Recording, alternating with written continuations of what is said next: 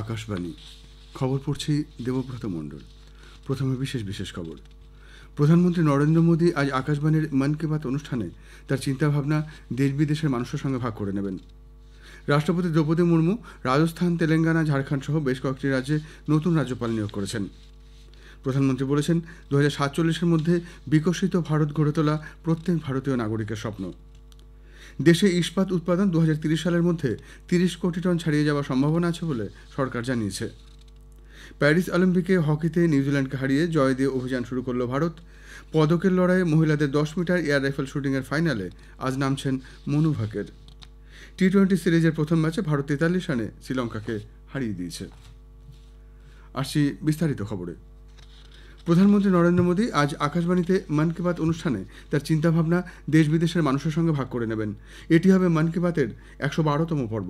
বেলা 11টা থেকে আকাশবাণী এবং দূরদর্শনের সবকটি চ্যানেল এবং আকাশবাণীর news on AIR website, mobile app, প্রধানমন্ত্রীর দপ্তর ও তথ্য সম্প্রচার মন্ত্রকের ওয়েবসাইট ও ইউটিউব চ্যানেলেও মন কি বাত সম্প্রচারিত হবে।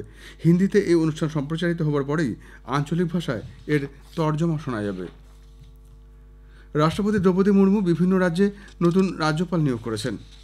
মহারাষ্ট্র বিধানসভার প্রাক্তন স্পিকার হরিভাউ কিষাণ রাও বাগদেকে রাজস্থানের রাজ্যপাল করা হয়েছে।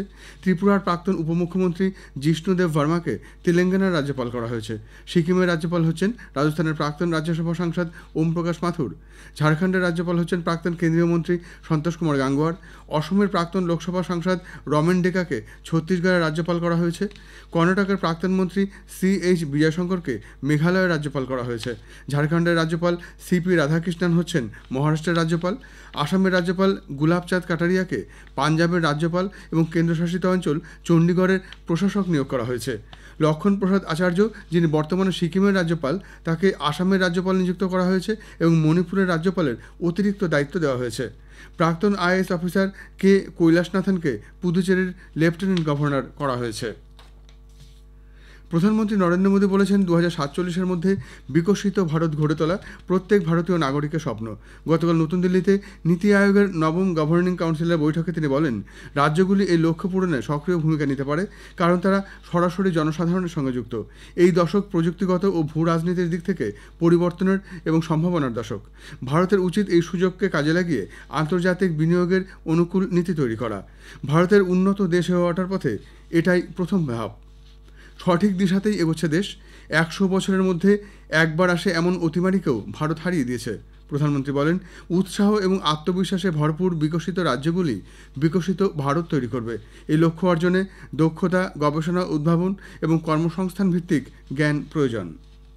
নীতি আয়োগের উদ্যোগে উচ্চাকাঙ্ক্ষী জেলা কর্মসূচির প্রশংসা করে প্রধানমন্ত্রী বলেন, সাফল্যের চাবিকাঠি রয়েছে নিরন্তর ও অনলাইন নজরদারির মধ্যে, যা বিভিন্ন সরকারি প্রকল্পের রূপায়ণে জেলাগুলির মধ্যে ভালো কিছু করে দেখানোর সুস্থ প্রতিযোগিতা উৎসাহিত করবে।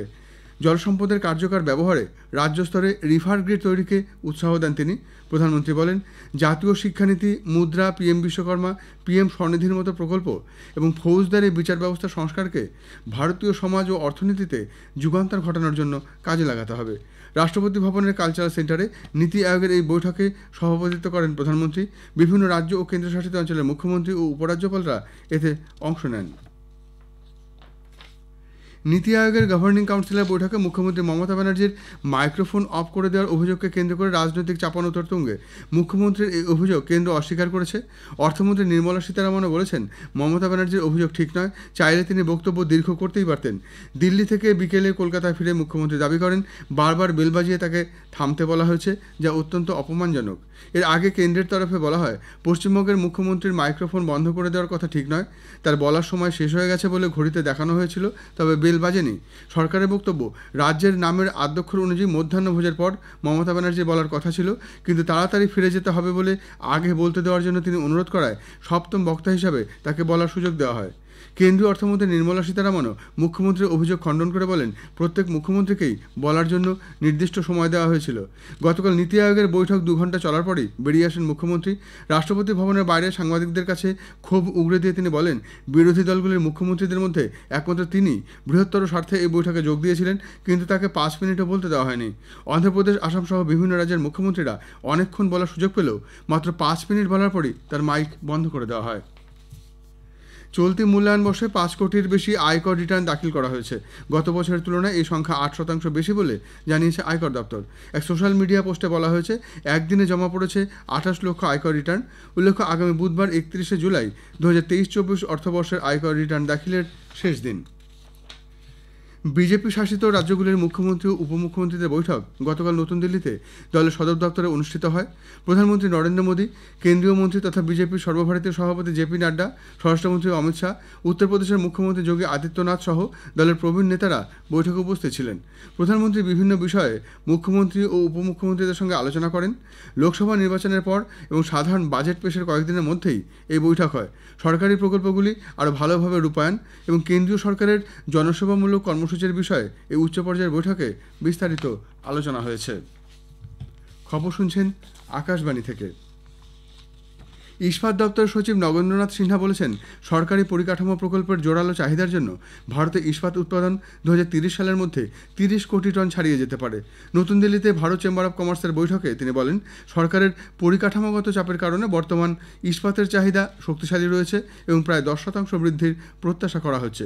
জিডিপির বৃদ্ধি এবং সরকারি ও বেসরকারি উভয় ক্ষেত্রেই পরিকাঠামোর উপর গুরুত্ব দেওয়া ইস্পাতের এই চাহিদা অব্যাহত থাকবে। খারাপ আবহাওয়া এবং দৃশ্যমানতা কম থাকার সুযোগ নিয়ে উত্তর কাশ্মীরের কুপওয়ারা জেলার মাসাল সেক্টরে 2-3 জন জঙ্গির একটি দল নিয়ন্ত্রণ রেখা পেরিয়ে অনুপ্রবেশের চেষ্টা করে। ওই অঞ্চলের সেনা ছাউনি লক্ষ্য করে তারা গুলি চালাতে শুরু করলে ভারতীয় সেনা তার জবাব দেয়। গুলির লড়াইয়ে পাকিস্তানি অনুপ্রবেশকারীর মৃত্যু হয়েছে বলে খবর। উদ্ধার হয়েছে বেশ কিছু গোলাবারুদ ও অস্ত্রশস্ত্র। গুলির লড়াইয়ে 2 সেনা জওয়ান গুরুতর আহত হন। দ্রুত তাদের শ্রীনগরের বেস হাসপাতালে নিয়ে যাওয়া হয়। সেখানেই এক সেনার মৃত্যু হয়। অপরজনের অবস্থা স্থিতিশীল বলে জানা গেছে। আমেরিকার রাষ্ট্রপতি পদে ডেমোক্র্যাট প্রার্থী হিসেবে ভাইস প্রেসিডেন্ট কমলা হ্যারিস আজ তার মনোনয়ন জমা দিয়েছেন। এক সোশ্যাল মিডিয়া পোস্টে 5ই নভেম্বরের নির্বাচনে জয়লাভের ব্যাপারে প্রত্যয় ব্যক্ত করেছেন 59 বছর বয়সী হ্যারিস। প্রেসিডেন্ট জো বাইডেন রাষ্ট্রপতি পদের দৌড় থেকে সরে দাঁড়ানোর পর ডেমোক্র্যাট ভোটারদের 70% সমর্থন পেয়েছেন হ্যারিস। তার প্রার্থী হওয়া দলে নতুন উদ্দীপনা তৈরি করেছে। পাল্লেকালি আন্তর্জাতিক ক্রিকেট স্টেডিয়ামে 3 ম্যাচের টি-20 সিরিজের প্রথম ম্যাচে গতকাল ভারত 43 রানে শ্রীলঙ্কাকে হারিয়ে দিয়েছে। শ্রীলঙ্কা টসে জিতে ভারতকে ব্যাট করতে পাঠায়। ভারত 7 উইকেটে 213 রান সংগ্রহ করে। অধিনায়ক সূর্যকুমার যাদব 58 রান করেন। এরপর শ্রীলঙ্কা 19 ওভার 2 বলে 170 রান তুলতে সমর্থ হয়।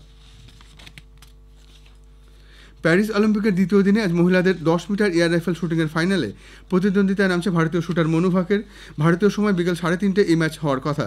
হকিতে ভারত তাদের প্রথম ম্যাচে 3-2 গোলে নিউজিল্যান্ডকে হারিয়ে দিয়েছে। মহিলা এবং পুরুষদের 10 মিটার এয়ার রাইফেলের বাছাই পর্বে আজ বিকেলে প্রতিযোগিতায় অংশ নেবেন রমিতা জিন্দাল এবং এলাভেনিল ফালারাভেন, সন্দীপ সিং এবং অর্জুন বাহুতা। ব্যাডমিন্টন, তীরন্দাজি ও টেবিল টেনিসেও আজ ভারতের প্রতিযোগীরা অংশ নিতে চলেছেন।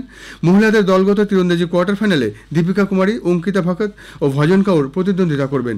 এই ইভেন্টে শুরু হবে 5:45 দুবারের অলিম্পিক মেডেল বিজয়ী পিভি সিন্ধু আজ তার প্রথম ম্যাচে দুপুর 12:45 পাকিস্তানের ব্যাডমিন্টন প্লেয়ার ফাতিমা আব্দুল রাজ্জাকের মুখোমুখি হবেন। পুরুষদের সিঙ্গলসের গ্রুপ পর্যায়ের ম্যাচে ভারতীয় র্যাকেটিয়ার এইচ.এস. প্রণয় জার্মান প্রতিদ্বন্দ্বীর সঙ্গে খেলবেন। টেনিসে পুরুষদের সিঙ্গলসে ভারতীয় শীর্ষ বছর সুমিত নাগাল রাউন্ড 1-এর ম্যাচে ফরাসি প্রতিদ্বন্দ্বীর মুখোমুখি হচ্ছেন। পুরুষদের ডাবলসে অভিজ্ঞ জুটি রোহন বোপান্না ও শ্রীরাম বালাজি ফরাসি জুটির বিরুদ্ধে রাউন্ড 1 ম্যাচ খেলতে নামবেন। দুটি খেলায় শুরু হবে দুপুর 3:30। পুরুষদের 100 মিটার ব্রেস্টস্ট্রোকে প্রতিযোগিতায় নামছেন শ্রীহরি।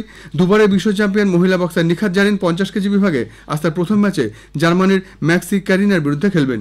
টেবিল টেনিসে মহিলাদের সিঙ্গলসে সৃজা আকুলা দুপুর 2:15 সুইডেনের ক্রিস্টিনা কালবার্গের এবং মনিকা বাত্রা বিকেল 4:30 ব্রিটেনের আনা হার্টসের মুখোমুখি হবেন। ভারত আজ মহিলাদের এশিয়া কাপ ক্রিকেটের ফাইনালে শ্রীলঙ্কার মুখোমুখি হবে। রাঙ্গিরি ডাম্বুলা আন্তর্জাতিক ক্রিকেট স্টেডিয়ামে খেলা শুরু হবে ভারতীয় সময় দুপুর 3টে। শেষ করার আগে বিশেষ খবর আরেকবার। প্রধানমন্ত্রী নরেন্দ্র মোদী আজ আকাশবাণীর মন কি বাত অনুষ্ঠানে তার চিন্তাভাবনা দেশ বিদেশের মানুষের সঙ্গে ভাগ করে নেবেন। রাষ্ট্রপতি দ্রৌপদী মুর্মু রাজস্থান, তেলেঙ্গানা, ঝাড়খণ্ড সহ বেশ কয়েকটি রাজ্যের নতুন রাজ্যপাল নিয়োগ করেছেন। দেশে ইস্পাত উৎপাদন 2030 সালের মধ্যে 30 কোটি টন ছাড়িয়ে যাওয়ার সম্ভাবনা আছে বলে সরকার জানিয়েছে। প্যারিস অলিম্পিকে হকিতে নিউজিল্যান্ডকে হারিয়ে জয় দিয়ে অভিযান শুরু করল ভারত। পদকের লড়াইয়ে মহিলাদের 10 মিটার এয়ার রাইফেল শুটিংয়ের ফাইনালে আজ নামছেন মনু ভাকের। খবর এখনকার মতো এ পর্যন্ত।